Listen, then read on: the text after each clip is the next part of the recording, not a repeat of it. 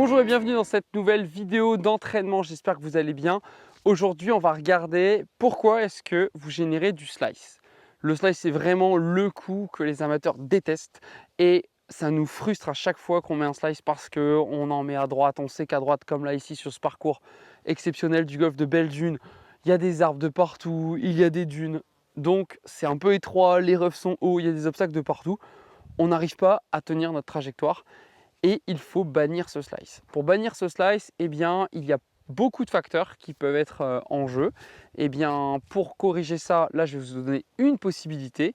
Mais attention, si vous voulez vraiment corriger votre slice, je vous invite à télécharger l'appli Inside Golf dans lequel on vous a structuré comment corriger le slice et même n'importe quel coup, de la posture jusqu'au mouvement. Là, je vais vous donner un des tips qui vous permettra de corriger le slice. Mais si vous en manque, il faudra les combiner aux autres. Alors, pour aller plus loin, tout de suite, on va regarder ce qui génère votre slice. Eh bien, c'est votre face de club. Votre face de club est d'abord en premier lieu responsable du départ de balle.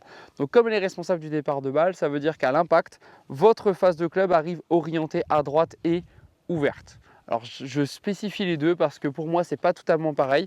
On peut avoir la face de club à droite et on peut avoir la face de club ouverte. Donc si elle est à droite et ouverte, bon voilà, vous allez faire des slices qui montent très haut, vous allez perdre beaucoup de distance. Vous allez avoir ce qu'on appelle un dynamic loft qui ne va pas être bon.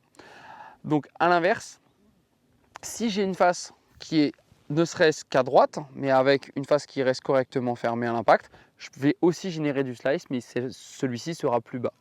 Donc l'objectif est de comprendre qu'est-ce qui se passe quand on fait un slice. Donc il y a plusieurs éléments, mais aujourd'hui je voudrais vous parler d'un élément qui me semble très important, c'est quel est le placement de votre poignet, de votre face de club dans le mouvement. Je m'explique. Lorsque je vais jouer par exemple ici et vers la mire, là, entre les deux arbres au fond, quand je m'installe, okay, je suis peut-être très bien installé, ok, c'est parfait.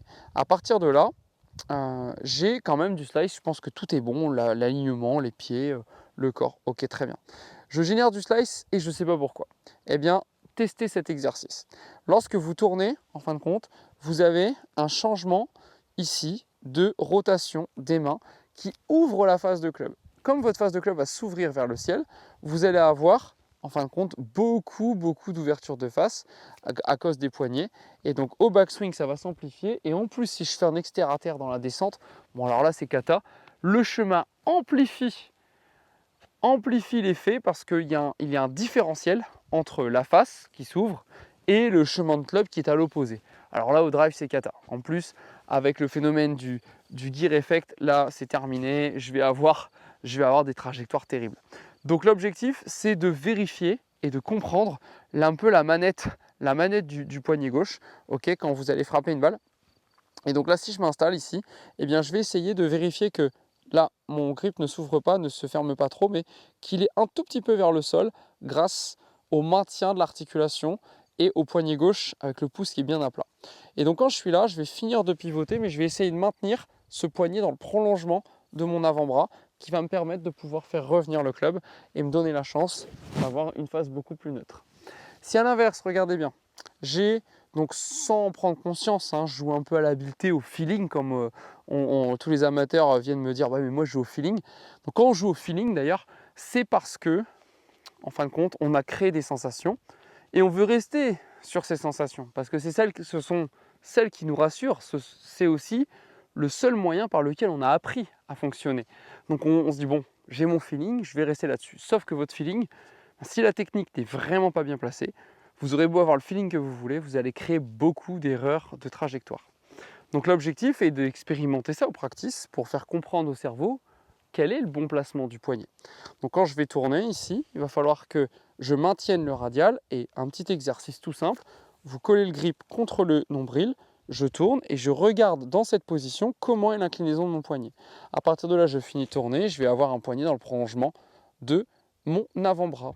Regardez à l'inverse, quand je roule les poignets, la marque du gant TaylorMade est vers le ciel, la face est ouverte, la paume de main est vers le ciel.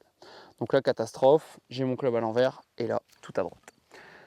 Installez-vous avec le bon placement du poignet au TKO et au backswing, ça va changer considérablement les choses. Vous allez bannir vos slices et je vous mets à défi de m'envoyer un commentaire en moins de 10 balles il est possible que vous stoppiez complètement votre slice. Et si vous voulez vraiment le stopper définitivement, ne perdez plus une seconde, rendez-vous dans l'appli Inside Golf qui va changer totalement la donne pour votre entraînement et votre progression. À vous de jouer, je vous laisse tout ça juste en dessous en commentaire dans la zone, dans l'espace du plus qui vous permettra d'aller beaucoup plus loin. Voilà, à bientôt, bon entraînement, bye bye et prenez soin de vous.